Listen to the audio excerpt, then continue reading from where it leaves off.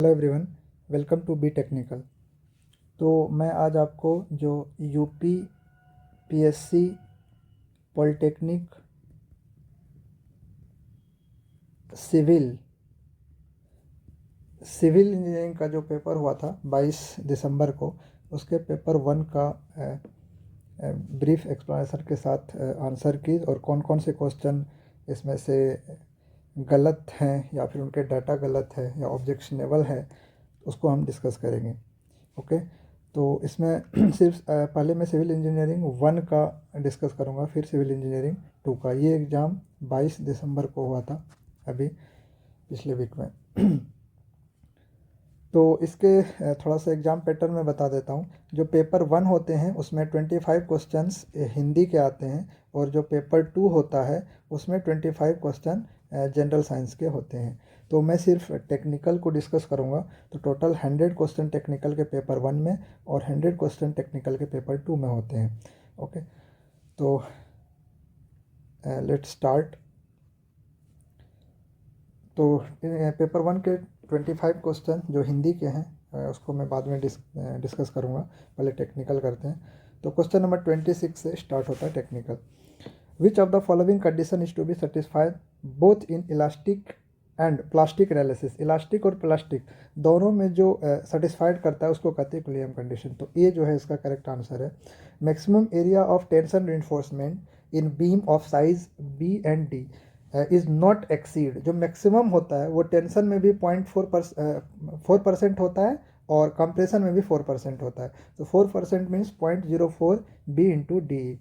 Okay, B into D, that is the cross section area. Okay, so maximum इसका correct answer क्या हो जाएगा? 0.04 B D, that is A, option A. A cyclic load test is perform to determine a pile. Pile में जो cyclic load हम करते हैं, तो इस क्वेश्चन में थोड़ा सा कन्फ्यूजन है कि इसमें ultimate load capacity under repetition, ultimate load भी मैं निकालता हूँ उनसे जब आप फील्ड पे जाएंगे। बट इसका जो करेक्ट आंसर होगा वो होगा कि हम स्किन रेसिस्टेंस और टिप रेसिस्टेंस वो अलग अलग निकाल सकते हैं। तो ऑप्शन डी जो होगा वो करेक्ट आंसर होगा इसका। Cyclic load test is perform to determine skin resistance and tip resistance separately. Question number 29, in the saturated soil deposit having density of 20 kilonewton per meter cube, the effective normal stress on the horizontal plane at 5 metre. क्या कह रहा है कि 5 metre depth पे effective stress आपको निकालना है। Okay, और सॉइल कैसा सेचुरेटेड है। तो ऑब्वियस सी बात है, सेचुरेटेड सॉइल मतलब इसका जो गामा की वैल्यू है वो गामा सेट दी है आपको 20। तो जो टोटल स्ट्रेस होगा बॉटम में वो क्या होगा? That is gamma sat into जो 5 है, मतलब इसकी हाइट है, गामा सेट इंटू एच। तो ये हो जाएगा आपका 100। तो टोटल जो यूनिट वेट हो गया वो 100 हो गया। टोटल प्रेशर जो हो गया दैट इज 100 किलो न्यूटन पर मीटर स्क्वायर। ये पूछ रहा है इफेक्टिव। इफेक्टिव क्या होता है कि total stress minus pore pressure parameter. Okay, so total stress को सिग्मा बार से दिखाते हैं, सॉरी, इफेक्टिव स्ट्रेस को सिग्मा बार से दिखाते हैं। Okay, so effective stress is equal to total stress minus mu. तो ये आपका हो गया 100, और म्यू जो होता है वो, यानी म्यू नहीं, यू बोलते हैं इसको, पोर प्रेशर पैरामीटर। तो पोर प्रेशर जो होगा वो क्या होगा? गामा डब्ल्यू मल्टीप्लाइड बाय 5, जो हाइट है गामा डब्ल्यू एच। तो 100 माइनस, इसको अगर मैं 10 ले लूँ तो 10 इंटू 5। आपको पता है कि यूनिट वेट ऑफ वाटर क्या होता है? 10 किलो न्यूटन पर मीटर क्यूब या 9.81 किलो न्यूटन पर मीटर क्यूब। तो राउंड ऑफ में 10 अगर लेके चलूँ तो 100 माइनस 50 यानी 50। सो ऑप्शन सी जो हो जाएगा वो करेक्ट आंसर हो जाएगा। The fix support in an existing beam will change to dash in the related conjugate. देखो, एग्जिस्टिंग बीम यानी रियल बीम का फिक्स सपोर्ट, कंजुगेट बीम का क्या होगा? फ्री। तो ऑप्शन सी जो होगा वो करेक्ट आंसर हो जाएगा। Okay, a particle moves in straight line its position is defined by the equation x is equal to 6t minus t cube, where t in second, x is in metre. The maximum velocity of the particle during the motion. Maximum velocity आपको निकालना है, particle की position दी है। तो अगर मैं इसको differentiate कर दूं यानी dx अपॉन dt, तो ये क्या देगा हमको? वेलोसिटी। तो वेलोसिटी इज इक्वल टू क्या होता है? 6t स्क्वायर, यानी इसका डिफ्रेंशिएट करेंगे तो ये क्या हो जाएगा? 6 into T, 6 into 2 into T minus t cube का क्या हो जाएगा? 3t square. Okay, dx by dt यानी v हो गया, तो अगर मैं dv बाई dt निकालूँ यानी dx square upon dt square, तो इसकी वैल्यू क्या हो जाएगी 6 इंटू टी और इसका 1 हो जाएगा, तो 12 माइनस 3 इंटू टू यानी 6t, तो ये होगा 12 माइनस 6t। तो dv बाई dt को एक्सलेशन, तो एक्सलेशन को अगर मैं ज़ीरो करूँ तो यहाँ से आपको t की वैल्यू निकल जाएगी, क्योंकि क्या कह रहा है आपको मैक्सिमम वेलोसिटी निकालना है, तो मैक्सिमम वेलोसिटी पे क्या होगा वो एक्सलेशन जीरो हो जाएगा। तो 12 minus 6t is equal to zero, तो यहाँ से आप अगर t निकालेंगे तो यू विल गेट 2 सेकेंड, तो t 2 सेकेंड निकलेगा। तो इस पर मैक्सिमम वेलोसिटी क्या हो जाएगी, तो आप उसमें पुट कर दोगे t की वैल्यू, तो क्या हो जाएगा ये, दैट इज 6 इंटू टू यानी 12 इंटू टी, तो 12 इंटू टी का जगह क्या डालेंगे 2 माइनस 3 इंटू टू का स्क्वायर, तो ये कितना हो जाएगा 24 माइनस 12, 24 माइनस 2 टू ज़ा 4 इंटू 3 12, यानी इसका क्या आंसर हो जाएगा 12। 12 किस में है, ए में, सो ऑप्शन ए जो होगा वो करेक्ट आंसर हो जाएगा 12 metre per second. Okay, next question 32। Question number 32 क्या कर रहा है, which one of the following is unstratified rock. अब आपको पता है कि ग्रेनाइट जो होता है वो अनस्ट्रेटिफाइड रॉक है ना, क्वार्टिजाइट, लाइमस्टोन, स्लेट, ये तीनों स्ट्रेटिफाइड रॉक है ना, स्ट्रेटिफाइड रॉक है ना, क्वार्ट्ज, लाइमस्टोन एंड स्लेट ये स्ट्रेटिफाइड है, granite is unstratified rock. Okay, wide and deep cracks in concrete members में बी रिपेयर्ड बाय, है ना, ये किससे रिपेयर किया जाता है, तो आप अगर देखेंगे तो जो क्या बोलते हैं इपॉक्सी है, इपॉक्सी जो है वो आपको 0.05 सेंटीमीटर तक इफेक्टिव होता है ना, तो ये तो डिप में नहीं ले सकते हैं। शॉर्ट क्रेटिंग या गंटिंग ये भी नहीं होगा, मोटार रिप्लेसमेंट ये भी नहीं होगा, इसमें हम कट करके हटाते हैं फिर उसमें रिप्लेस करते हैं ना, तो ग्राउटिंग आई थिंक इसका करेक्ट आंसर होना चाहिए। ठीक है, तो 33 का करेक्ट आंसर ग्राउटिंग होगा। जब आंसर की आएगा तो अपन देखेंगे, but grouting is the correct answer from my point of view. Question number 34, as per IS 456/2000 the chloride content कितना होता है, तो ये देखिए किस में पूछा है, प्लेन सीमेंट कंक्रीट है, RCC है, किसके लिए पूछा है, या प्रीस्ट्रेस कंक्रीट है, तो ये प्लेन सीमेंट के लिए पूछा है। तो जैसे प्लेन सीमेंट देखा हमने, प्लेन सीमेंट कंक्रीट, तो इसको अंडरलाइन कर देंगे, इसके लिए क्या होगा 2000 होता है, मैक्सिमम होता है PCC के लिए, क्योंकि क्लोराइड क्या होता है कोरोजन को बढ़ाता है। ओके, सो RCC में इसकी कंटेंट कम करते हैं, PSC में और कम कर देते हैं, तो RCC के लिए 400 हो जाएगा, 500 मिलीग्राम पर लीटर हो जाएगा। ओके, ये प्लेन के लिए पूछा है, PPC के लिए तो क्या हो जाएगा PCC, तो उसके लिए क्या हो जाएगा 2000 मिलीग्राम पर litre. Question number 35, in an isolated reinforced concrete column footing and effective depth D the stress in punching share में पूछा है, तो ये D/2 फ्रॉम द पेरीफेरी, मतलब कॉलम के पेरीफेरी से D/2 डिस्टेंस पे लेते हैं पंचिंग शेयर के लिए। ओके, फेस पे लेते हैं बेंडिंग मोमेंट के लिए क्रिटिकल सेक्शन, और वन वे शेयर के लिए at a distance D from the face of the column, ये हो जाएगा वन वे शेयर के लिए, और ये हो जाएगा टू वे शेयर के लिए। ओके, बाकी फेस ऑफ द कॉलम पे लेते हैं मोमेंट के लिए। क्वेश्चन नंबर 36 कह रहा है the constant of proportionality between seepage velocity and hydraulic gradient is called. Seepage velocity और हाइड्रोलिक ग्रेडियंट जो डायरेक्टली प्रोपोर्शनल होता है, और जब आप प्रोपोर्शनैलिटी को हटाते हैं तो V इज इक्वल टू क्या आता है KP/I, इसको कहते हैं coefficient of percolation. So option number C जो होगा वो करेक्ट होगा। D'Alembert's principle is used for, D'Alembert's principle हम यूज करते हैं reducing the problem of kinematics to equivalent static problem, so option B जो हो जाएगा वो करेक्ट आंसर हो जाएगा क्वेश्चन नंबर 37 का। मूव टू क्वेश्चन नंबर 38 कह रहा है कि weep hole are provided in a retaining and breast wall. Retaining wall जो होता है, देखिए इस तरह से रिटेनिंग वॉल है, इधर मिट्टी भरा रहता है, उसको रिटेन करने के लिए हम रिटेनिंग वॉल लगाते हैं, तो इसके आप सेक्शन से देखेंगे तो इधर आपको होल मिलेगा थोड़ा थोड़ा, तो ये होल इसलिए प्रोवाइड करते हैं कि ताकि जब इसकी सेटलमेंट हो, इस पर लोड आए, तो जो भी इसमें मॉइस्चर कंटेंट होगा, जो भी वाटर होगा, वो स्प्लिट आउट हो जाए इसके इस वाले होल से। तो इसका करेक्ट ऑप्शन हो जाएगा a, to drain off the water from the filling. Question number 39, the number of funicular polygon which can be drawn to pass through 2 specified point in a space diagram. तो इसके option हो जाएगा D, यानी infinity होता है। ये question बहुत बार repeat किया गया है, तो आप इसको ध्यान में रखिए, रिपीटेड क्वेश्चन है, आ चुका है already. The number of funicular polygon can be drawn to pass through 2 specified points is infinity in a space diagram. Okay, question number 40 कह रहा है a column of unsupported length has both the end fully restrained. देखिए दोनों and जो fully रिस्टेंड है, मतलब ये भी फिक्स है, ये भी फिक्स है। तो इस केस में हम जानते हैं क्या होता है, L/2 यानी 0.5, लेकिन हमारा जो डिजाइंड वैल्यू है वो कितना लेते हैं, 0.65। सो बी जो होगा वो करेक्ट आंसर हो जाएगा। Coefficient of curvature, coefficient of curvature देखिए दो टर्म आता है, एक को कहते हैं कोफिशिएंट ऑफ यूनिफॉर्मिटी, एक को कहते हैं coefficient of curvature. Coefficient of uniformity होता है D60/D10 और कोफिशिएंट ऑफ कर्वेचर होता है D30 का square divided by D60 into D10, D60 into D10। तो देखिए इसमें D60 है नहीं, ये कैंसिल, इसमें भी D60 है लेकिन D30 नहीं है, ये कैंसिल, इसमें D30 है, D40 है ही नहीं ऑप्शन, ये भी कैंसिल। तो करेक्ट ऑप्शन इसका क्या हो जाएगा, D.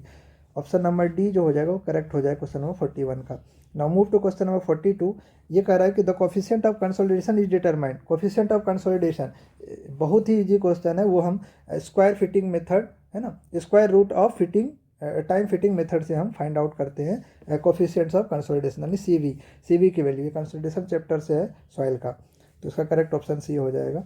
Now move to question number 43 कह रहा है कि Newmark's influence chart for stage distribution there are 8 concentric circle and 10 radial line। the influence factor क्या हो जाएगा, आपको पता है influence factor क्या होता है, 1/m into n, और m जो होता है वो कितने नंबर ऑफ सर्कल दिया हुआ है, और n जो है कितने नंबर ऑफ रेडियल लाइन है। तो m दिया है आपका 8 और n दिया है 10, तो 1/8 इंटू 10 ये होता है इन्फ्लुएंस फैक्टर। इसको आप याद रखेंगे, यहाँ से आप निकालेंगे वैल्यू तो you will gate 0.0125।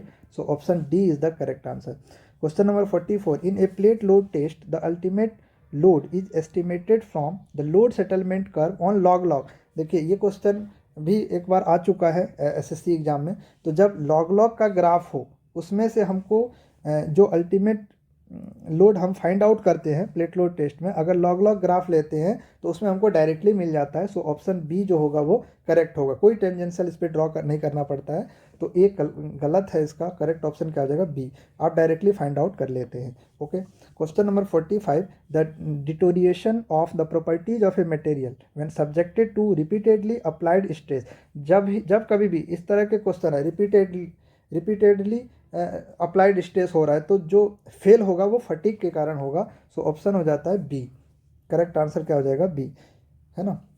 Question number 46। What is the virtual quantity in case of virtual work method. Virtual work method में जो वर्चुअल क्वांटिटी है वो होता है डिस्प्लेसमेंट। ये जब मैं गुजरात पीएससी का आंसर की सॉल्व करवा रहा था तो उसमें ये क्वेश्चन आ चुका था कि डिस्प्लेसमेंट जो है वो वर्चुअल क्वांटिटी होता है इसमें वर्चुअल वर्क में। Okay, for centering of RCC, centering RCC के सेंटरिंग के लिए क्लास 2 ब्रिक का क्लास 2 ब्रिक जो है वो यूज करते हैं सेंटरिंग पर्पस के लिए, ठीक है। आरसीसी में सेंटरिंग के लिए जो ब्रिक यूज करते हैं that is second class brick होता है। Okay, the maximum value of slenderness ratio of compression member carrying load resulting from dead load and सुपर इम्पोज्ड load, okay, other than wind load. तो उसके लिए हम क्या लेते हैं, slenderness ratio that is lambda is equal to 180 लेते हैं। ऑप्शन बी जो होगा करेक्ट आंसर हो जाएगा। The grain size of medium grain sand lies between. अब मीडियम ग्रेन, यहाँ सैंड की बात हो रही है, ठीक है। सैंड मतलब क्या हुआ, जो 4.75 से कम हो और 0.075 से ज़्यादा हो। तो इसका रेंज हो जाएगा 4.75 से 0.075। तो ये हुआ सैंड की रेंज, लेकिन ये क्या पूछा है, मीडियम सैंड। तो इसको 3 कैटेगरी में क्लासीफाई किया गया है। एक को कहते हैं स्मॉल, दूसरे को मीडियम, तीसरे को लार्ज। तो लार्ज जो होगा वो 4.75 से 2 के बीच में होगा, और 2 से 0.425 के बीच को कहेंगे मीडियम, इसको बोलेंगे लार्ज, इसको बोलेंगे मीडियम, ओके, और इसको बोलेंगे स्मॉल। तो ये सैंड का क्लासिफिकेशन है। तो हमको मीडियम पूछा है, सो करेक्ट ऑप्शन क्या हो जाएगा, बी। ऑप्शन नंबर बी जो होगा वो करेक्ट ऑप्शन होगा इसका, ठीक है। इसका तो कोई मतलब ही नहीं है। सो 49 का option b is the correct. Medium sand का जो रेंज होता है दैट इज 0.425 टू 2 mm तक। ओके, क्वेश्चन नंबर 50 कह रहा है कि the product e and i, e i को हम क्या कहते हैं, फ्लेक्सुरल रिजिडिटी, ई आई को मैं फ्लेक्सुरल रिजिडिटी बोलते हैं। तो ऑप्शन नंबर बी जो होगा वो करेक्ट आंसर हो जाएगा क्वेश्चन नंबर 50 का।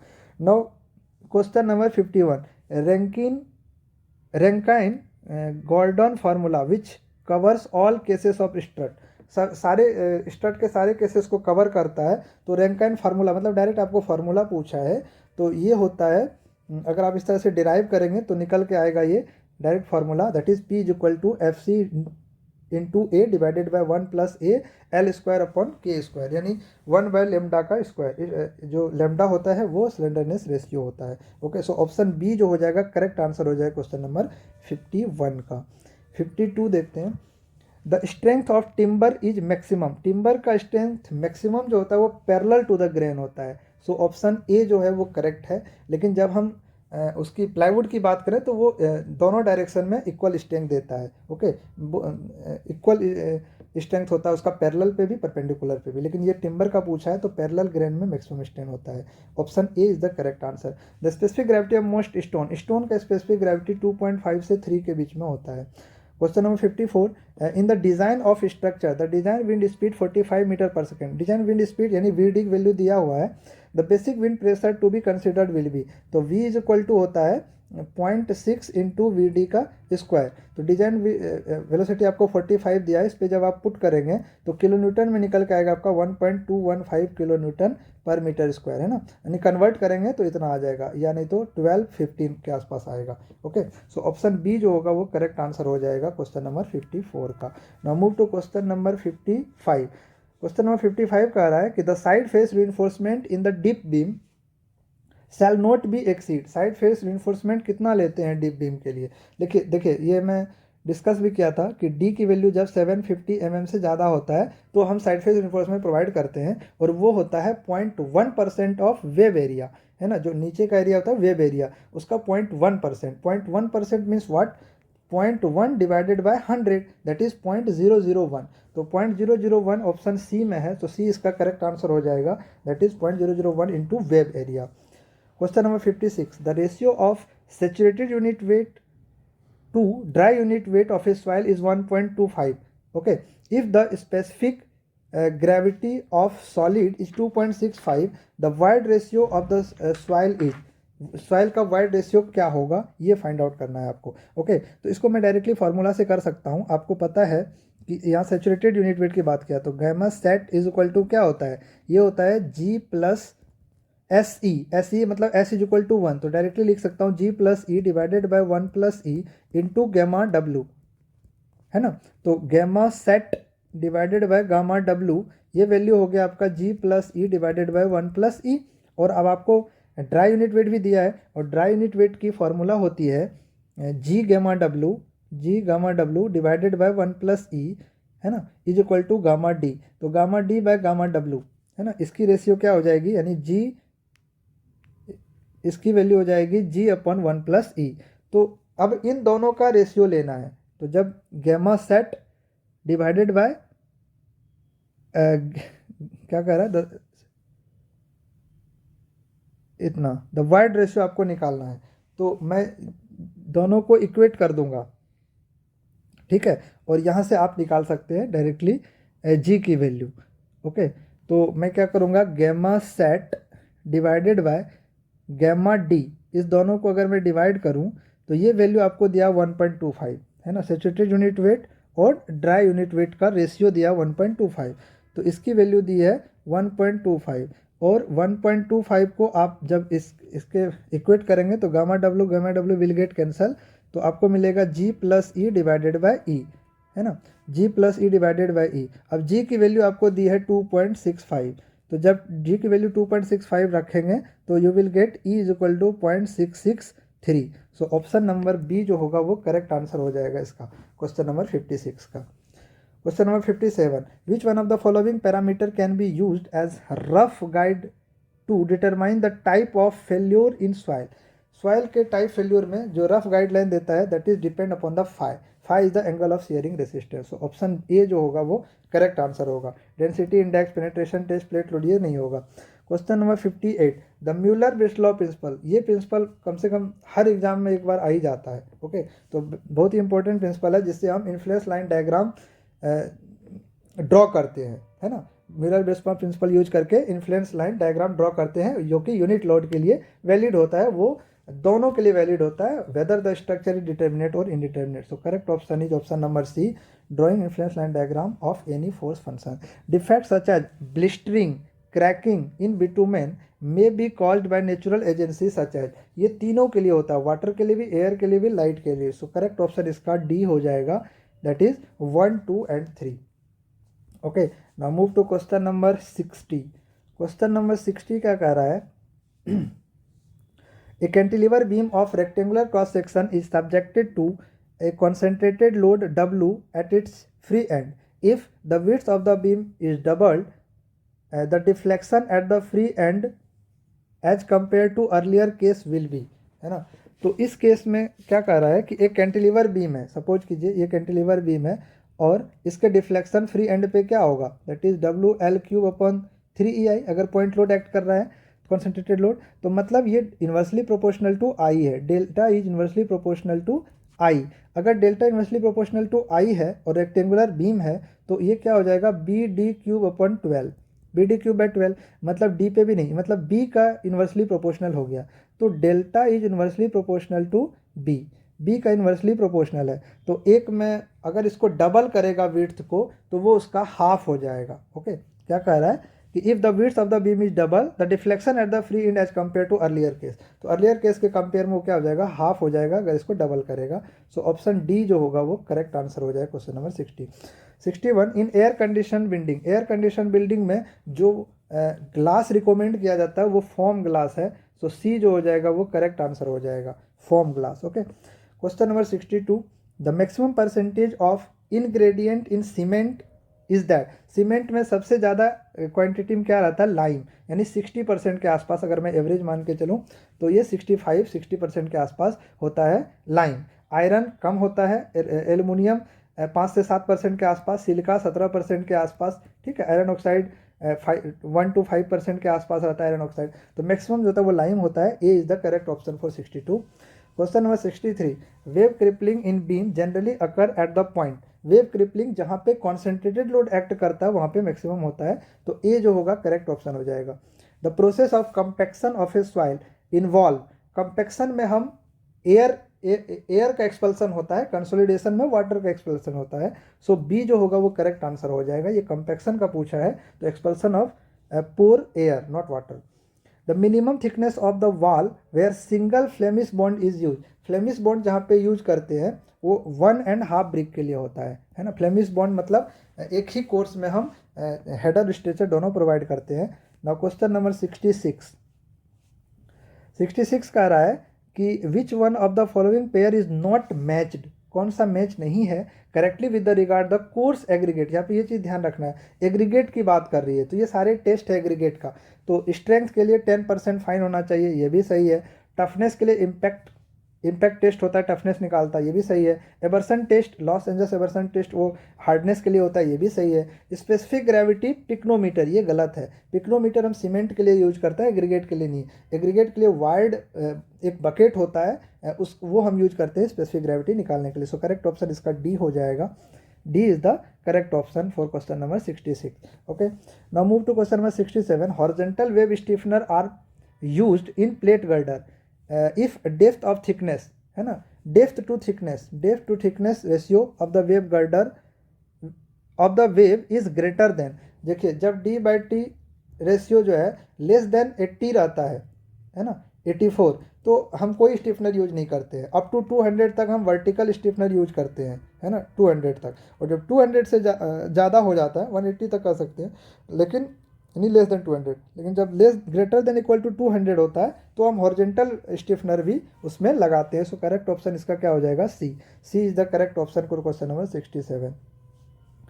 Question number 68, the ratio of moment of inertia of circular plate to that of the square plate is equal to, तो देखिए सर्कुलर प्लेट और स्क्वायर प्लेट, सर्कुलर प्लेट का मोमेंट ऑफ इनर्शिया क्या होता है, circular plate का moment of inertia क्या होगा, that is I is equal to pi by 64 d⁴ और ये सर्कुलर प्लेट का हो गया, C लिख देता हूँ। और स्क्वायर प्लेट का क्या हो जाएगा, स्क्वायर प्लेट का मोमेंट ऑफ इनर्शिया क्या होगा, दैट इज BD², यानी दोनों इक्वल है तो मैं बोल सकता हूँ B⁴/12।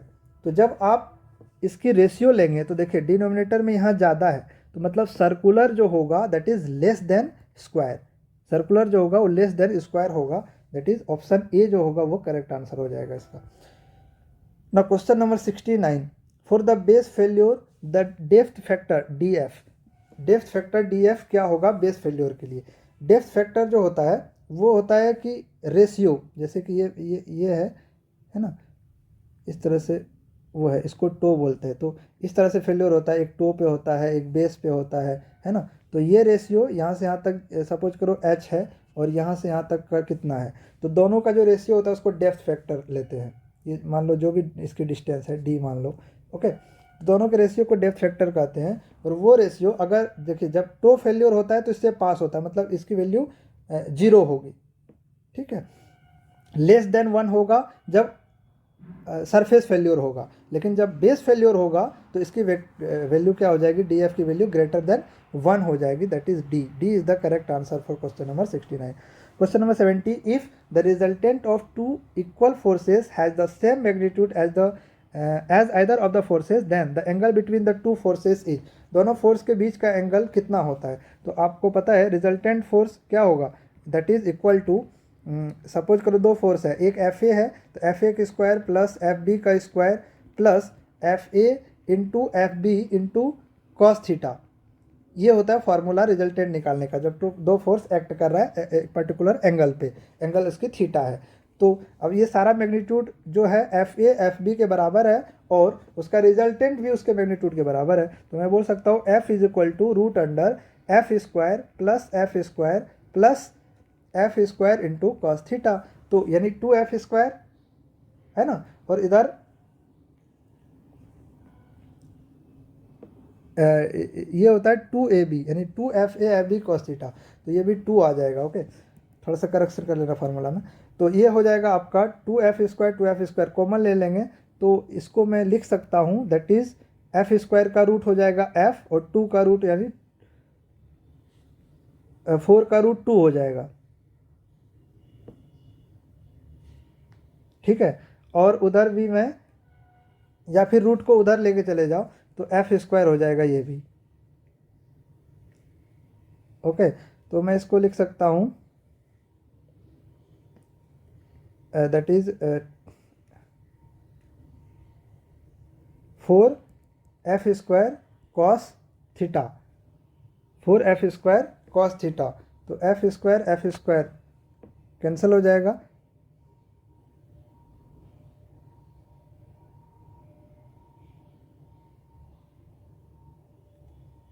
ओके। तो इसकी वैल्यू क्या हो जाएगी, नहीं ये थोड़ा सा करेक्ट करो इसको, यहाँ पे सपोज करो ये F है, F², तो रूट के टर्म में ले लेंगे तो F को मतलब 1 प्लस कॉस थीटा बच जाएगा ना यहाँ पे, तो इसकी वैल्यू जो आएगी निकल के दैट इज √2F² का F हो जाएगा और इधर आ जाएगा आपका 1 प्लस कॉस थीटा, इसका रूट आ जाएगा, ठीक है। और √2 का स्क्वायर ये भी 2 हो जाएगा, इसकी वैल्यू भी कितनी हो जाएगी 2, ठीक है। तो 4 यानी 4 का 2 हो जाएगा, ठीक है। 2 कॉमन ले लेंगे, √2 नहीं ये √2 ही होगा, सॉरी ये 2 ही होगा, ओके। तो अब आप इसको देख लीजिए, F विल गेट कैंसिल, तो ये हो जाएगा 1/2 दैट इज इक्वल टू,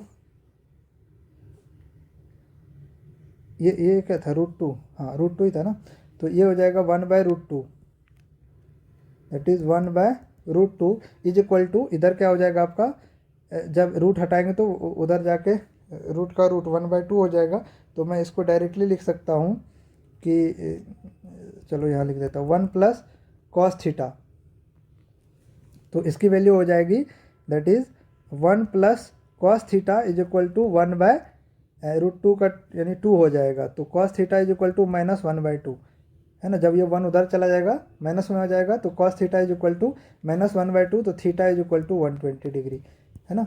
-1/2 यानी थीटा 120 डिग्री के आसपास। तो इसका डी जो होगा वो करेक्ट आंसर हो जाएगा। इस तरह से इसको आप फाइंड आउट कर सकते हो।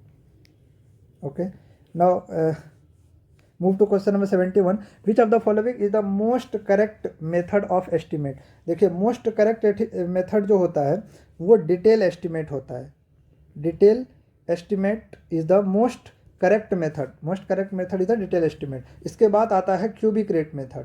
तो यहाँ पे डिटेल एस्टिमेट है नहीं, क्यूबिक रेट एस्टिमेट मेथड है। सो ऑप्शन सी जो होगा वो करेक्ट आंसर हो जाएगा 71 का। 72 क्वेश्चन नंबर 72 कहता है कि the effective length of fillet weld should not be less then. जो मैक्सिमम होती है इसकी वो 4 times size of the weld. अगर साइज ऑफ वेल्ड एस है तो 4s। तो डी हो जाएगा इसका करेक्ट आंसर, है ना। जो मैक्सिमम होता है वो 4 टाइम्स होता है, तो उससे कम नॉट लेस देन, उससे कम नहीं होना चाहिए। Lug angle are use to connect the member. Lug angle हम क्यों कहते हैं? ताकि अनकनेक्टेड लेग बिकम कनेक्टेड हो जाए, उसके केस में हम लग एंगल यूज करते हैं। तो वो क्या करता है? रिड्यूस कर देता है लेंथ ऑफ कनेक्शन को। इसका बी ये गलत होगा, ए जो है वो करेक्ट आंसर होगा। वो रिड्यूस करता है लेंथ ऑफ कनेक्शन को।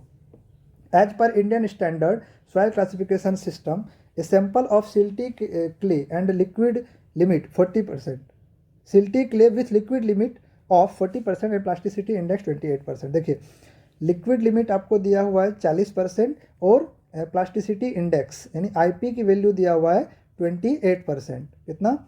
28%। ओके, तो आपको क्लासीफाई करना है क्ले का कि किस टाइप का ये सिल्टी क्ले है। तो आप को वो ग्राफ याद होगा। तो हम इसमें कितना लेते हैं? ये अगर लिक्विड लिमिट की बात करें तो 40% के आसपास है।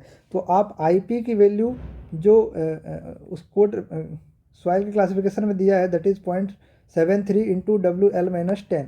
तो वहाँ से आप आईपी वैल्यू निकाल लेंगे और इसकी आईपी, तो दोनों को कंपेयर करेंगे तो आपको जो वैल्यू है वो कम मिलेगी, है ना। तो यानी उसकी जो